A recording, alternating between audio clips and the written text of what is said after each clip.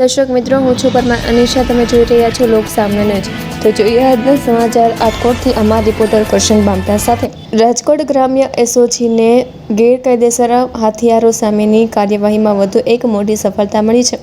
જસદણના Atkot police station વિસ્તારમાંથી એસઓજીએ બાતમીના આધારે એક શખ્સને ઝડપી પાડ્યો છે.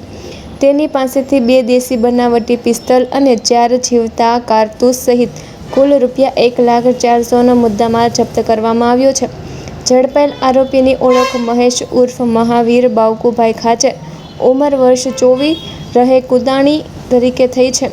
જ્યારે આ કેસમાં જયસુખભાઈ ઉર્ફ જેસો વલ્લભભાઈ વાઘેલા, રહે બોઘરાવદર અને શાકિલ દસાદીક મંસૂરી, રહે મિરઝાપુર, જિલ્લા ધારને વોન્ટેડ જાહેર કરવામાં આવ્યા છે. આટકોટ પોલીસ સ્ટેશનમાં ગુનો નોંધી વધુ તપાસ હાથ ધરવામાં આવી છે. આરોપીઓ હથિયારો ક્યાંથી લાવ્યા અને તેનો ઉપયોગ કયા ગુનાહિત કૃત્યોમાં થવાનો હતો તે સહિતની દિશામાં પોલીસે તપાસ શરૂ કરી છે.